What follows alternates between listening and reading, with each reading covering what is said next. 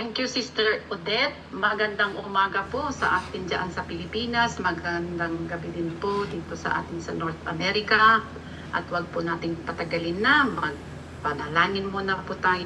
At mag-aral ng kanyang mga salita. Minsan pa Panginoon na salamat tayo na ito ka. Ikaw pwede magtuturo sa amin. Dalahin lang namin na makakatanggap po kami. At hindi po matatapos ang gawain ito na wala po sa amin. Buhay sa aming mga puso, sa aming mga kaisipan, dahil ang salita mo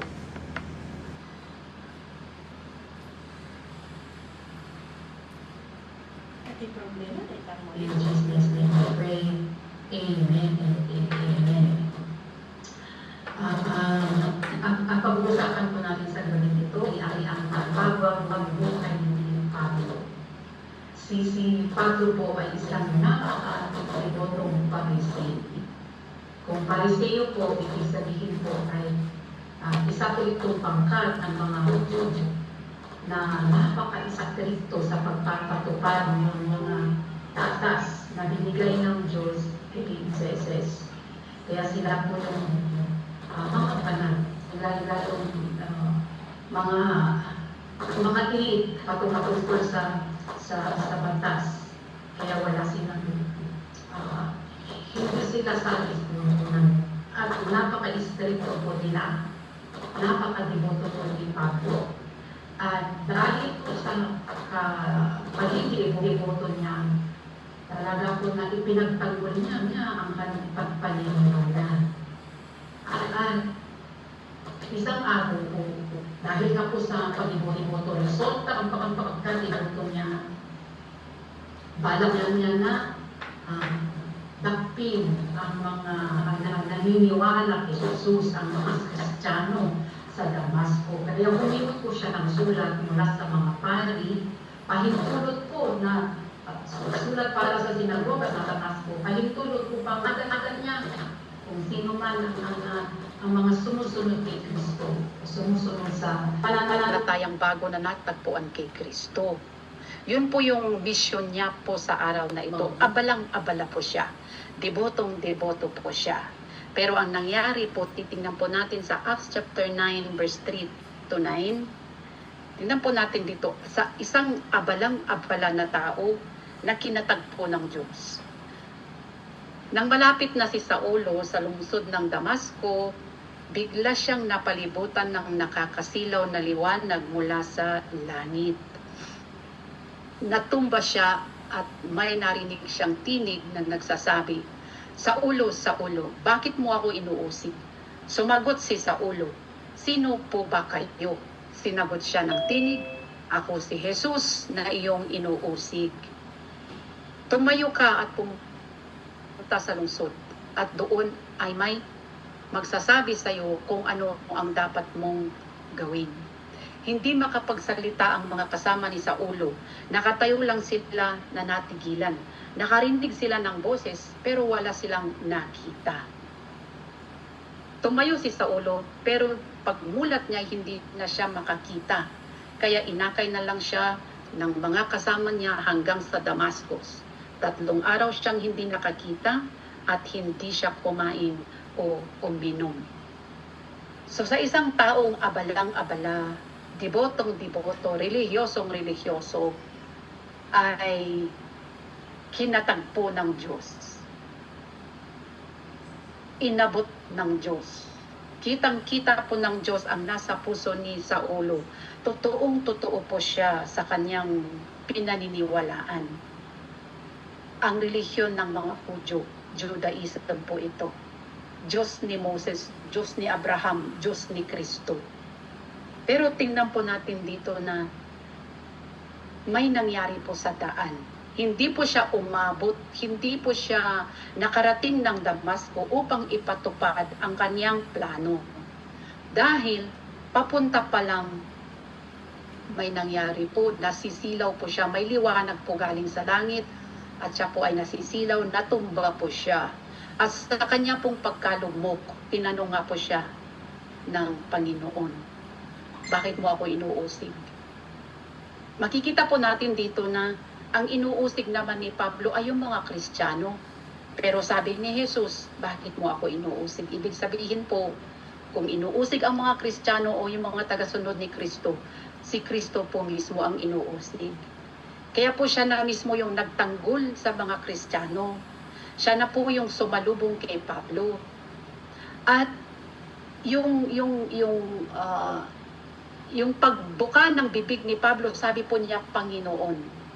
Doon pa lamang, alam na natin na may nangyari. Kasi wala siyang ibang Panginoon, kundi yung pinaniniwalaan niya. Yung Diyos ni Abraham na alam niya, na wala namang iba kundi ang tatay ni Jesus, ang ama ni Jesus. Pero bulag nga siya, hindi nga siya nakakakita, hindi po siya nakakaintindi.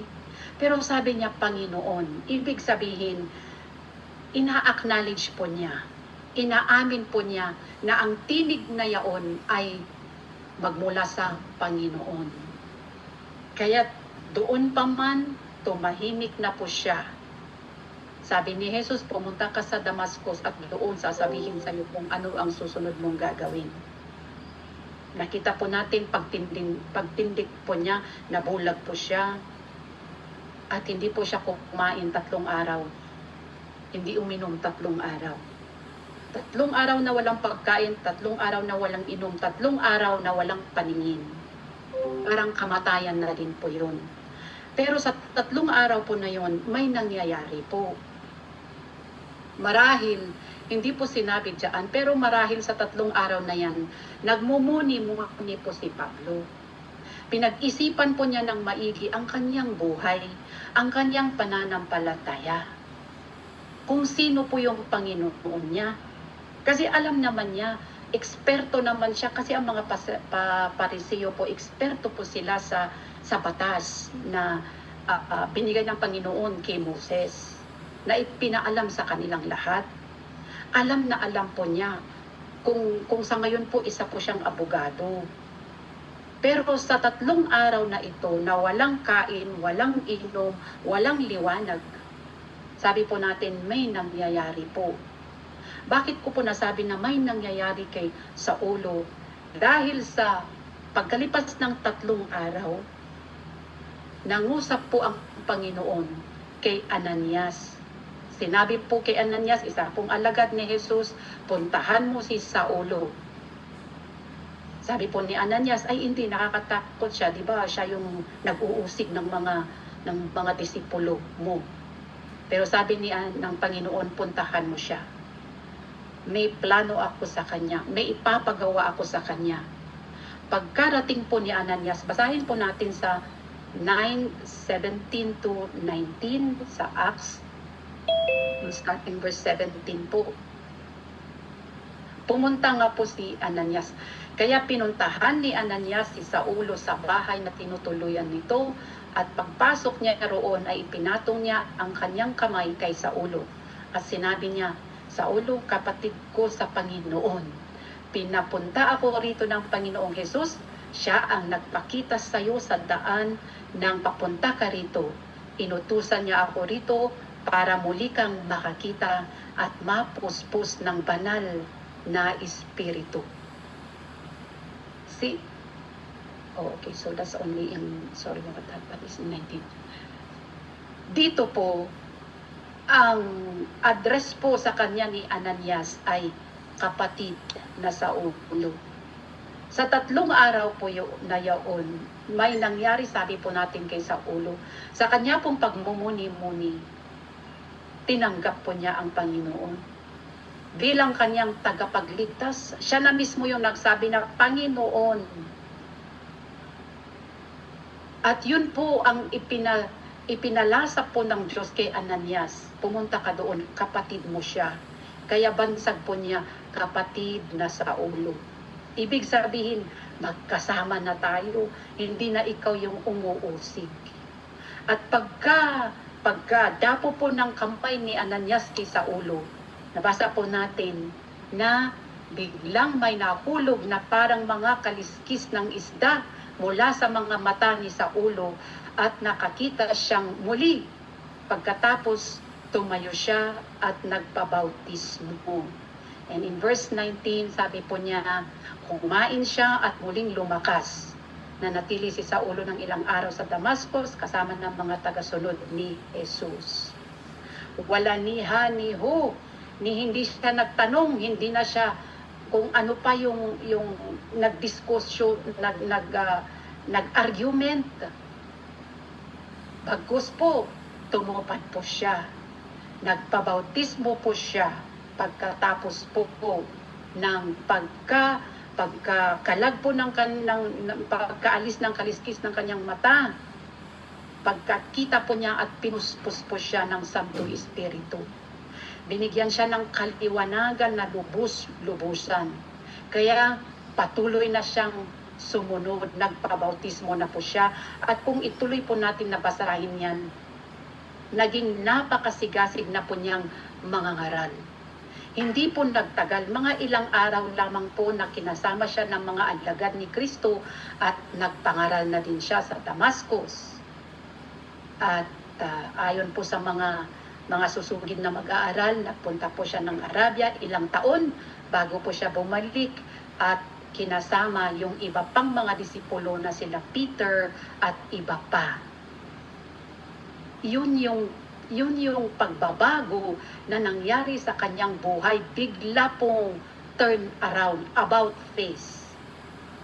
Bigla pong pagtalikod sa kinagisnan niyang relihiyon, kung saan siya ay debotong-deboto. Doon pala walang buhay. Doon pala walang liwanag. At tingnan po natin sa 2 Corinthians chapter 11 verse 23 to 27, dahil si Pablo po kahit po 2 Corinthians chapter 11 verse 23 to 27. Sabi po dito na sa kanya pong paglalakbay, sa kanya pong pangangaral, ang dami po niyang na experience po na kahirapan. At ito lamang po, sila ba'y mga lingkod pag dinedefend po niya ang kanyang ministry po sa mga palso po, sa mga palsong manunuro. Sila ba'y mga lingkod ni Kristo? Alam kong para na akong baliw sa sinasabi ko, pero ako rin ay lingkod ni Kristo at higit pa nga kaysa sa kanila. Dahil higit akong nagpakahirap kaysa sa kanila. Mas maraming beses akong nakulong, nahagupit at nalagay sa bingit ng kamatayan. 5 beses akong tumanggap ng 39 na hagupit sa kapwa kong mga Hudyo. 3 beses akong pinaghahampas ng mga sundalong Romano. Minsan na rin akong pinagbabato ng mga Hudyo. 3 beses kong naranasan na lumubog ang sinasakyang barko at minsay buong araw at gabi akong palutang-lutang sa dagat. 26, sabi niya dyan,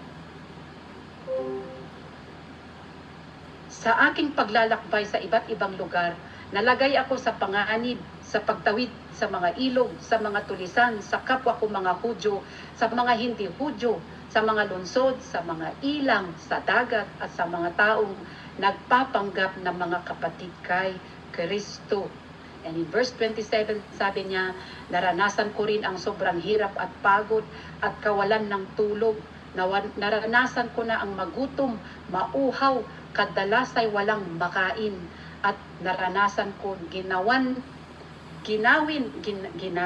dahil sa kakulangan ng maisusuot. Lahat po yan, kahirapan po na dinanas ni Pablo dahil po sa kanyang pangangaral ng katotohanan na kanya pong natagpuan kay Kristo. Na si Kristo ay anak ng Diyos, na si Kristo may buhay, na si Kristo yung hinihintay nilang tagapagligtas at Panginoon, na kinakalaban niya noong hindi pa siya nabago. Ito po si Pablo. Bagong-bagong nilalang pagkatapos niyang ma-encounter si Jesus. Ganito po ang taong naka-encounter kay Kristo. May pagbabago.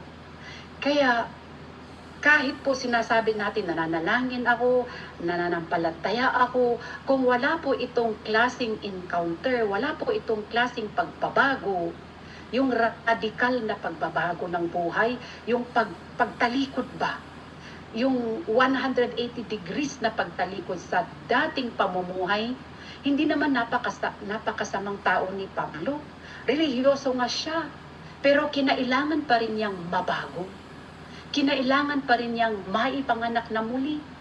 Kinailangan pa rin niyang masilayan ng magandang balita. Tayo pa kaya? Tayo pa kaya na hindi umiinda sa batas ng Diyos?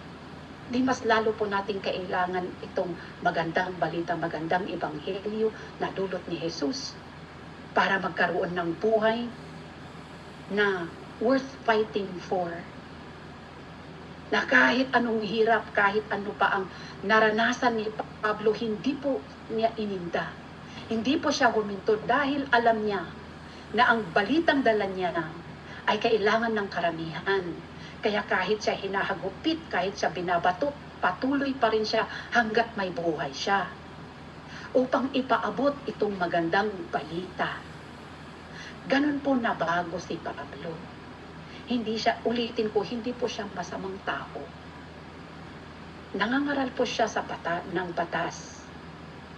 Isa po siyang Pariseo, expert po siya sa Old Testament.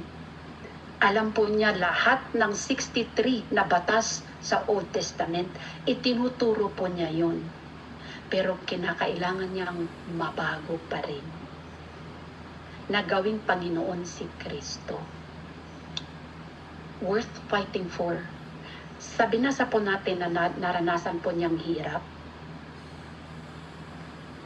It's for the gospel. Para sa magandang balita, para makaabot ang magandang balita kung saan man siya paratingin ng Panginoon. Sabi niya, alam ko bakit ako ganito, bakit ko iniinda lahat ng ito, dahil alam ko, kilala ko kung sino yung pinanampalatayanan ko.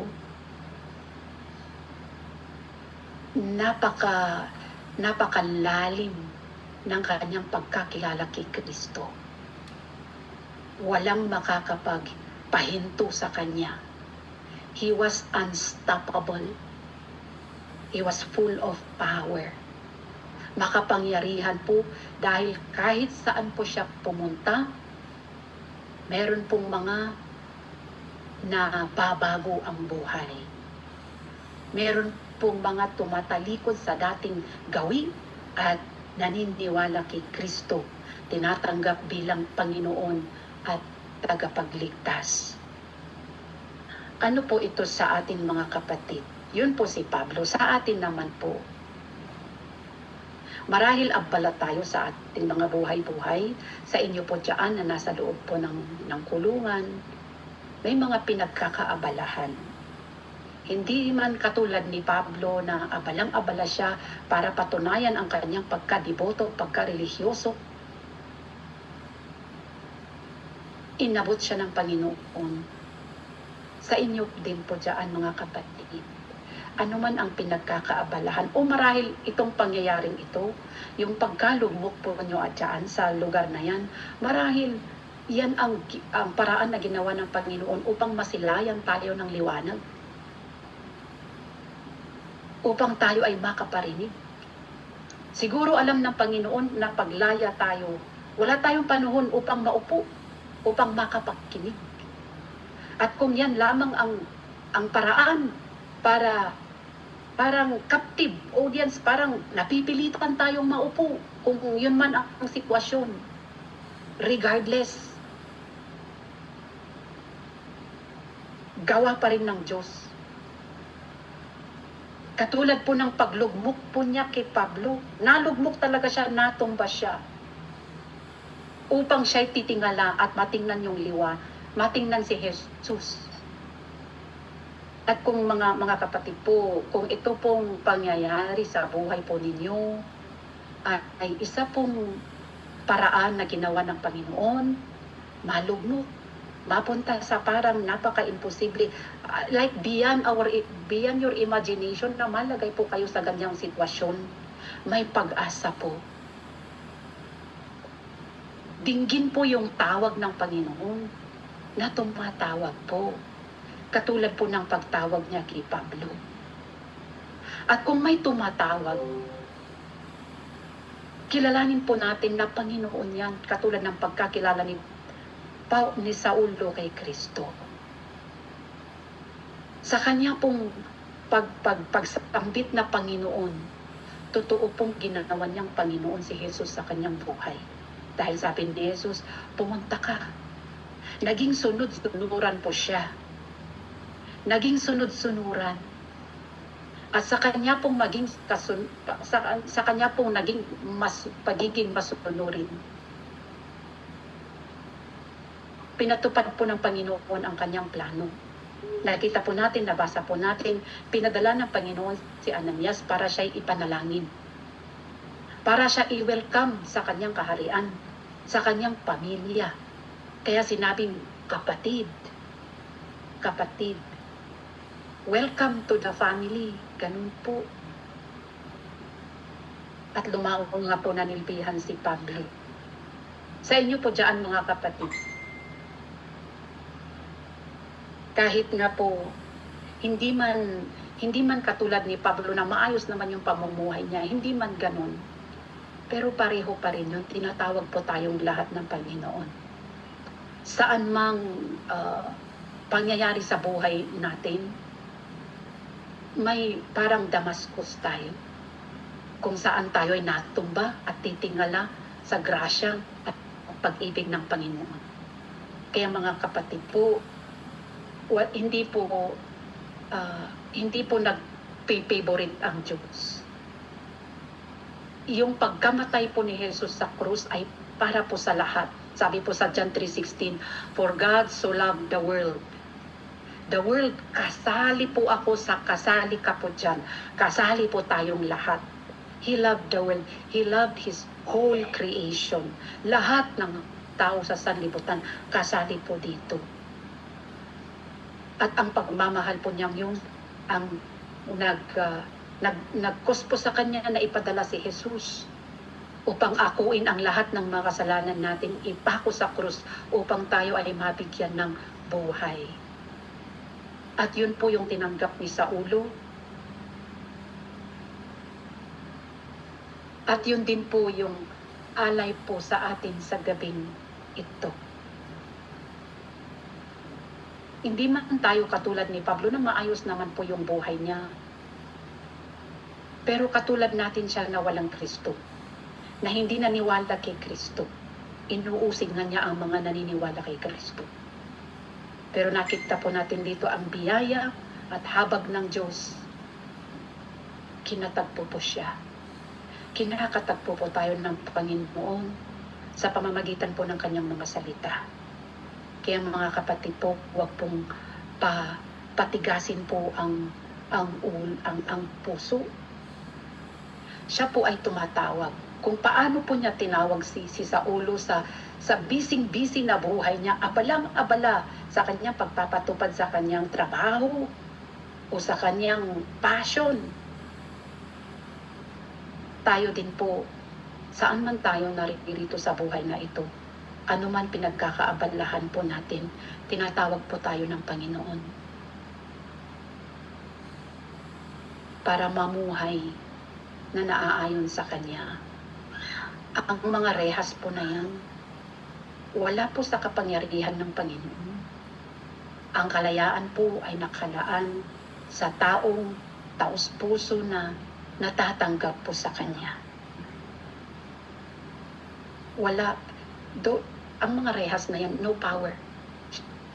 Mas makapangyarihan po ang pagmamahal ng Panginoon na umaabot sa atin, even behind bars. Kaya wag pong patigasin ang mga ulo, mga kapatid. Kung paano po niya inabot si Saulo, inaabot din po niya tayo kahit sa gabing ito. Free, like ini-o-offer po niya ang kaligtasan para sa lahat. Wala pong discrimination. Wala pong mas malaki ang sala, mas maliit ang sala. Lahat po tayo nagkasala. Lahat po nangangailangan ng grasya ng Panginoon. Lahat po. Wala pong maliit, malaki na kasalanan. Lahat ng kasalanan po ay siyang naging dahilan upang hindi po tayo makakapagrelasyon sa Panginoon. At sinolusyonan po yan ni Kristo. Kung tingnan po si Saulo, isa po siyang very good na citizen, Roman citizen. Pero inabot po siya.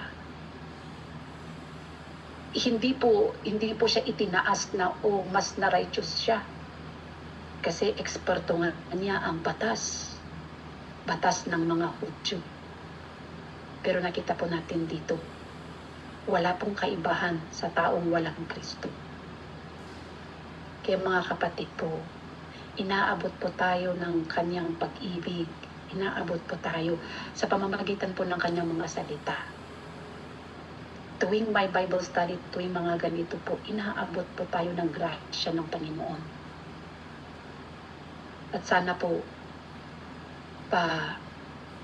huwag pong patigasin ang mga puso. Pakinggan po ang tawag ng Diyos.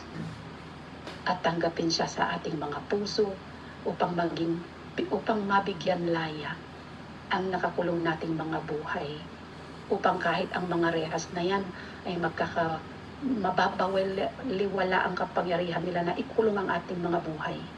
Magiging mga malaya tayong mananampalataya sa Diyos. Magkakaroon ng pag-asa, buhay na walang hanggan. Hallelujah. Father, thank you. Salamat minsan pa sa inyong mga salita na umabot po sa amin sa gabing ito.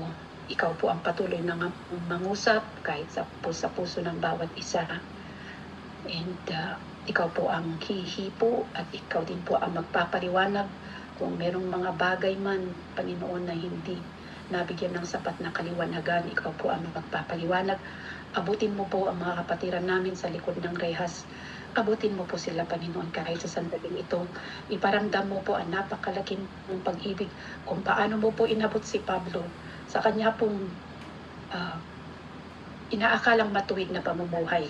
Ganon din po ang pag-abot mo sa mga kasalanan sa mga kasamahan namin po na nasa likod po ng rehas.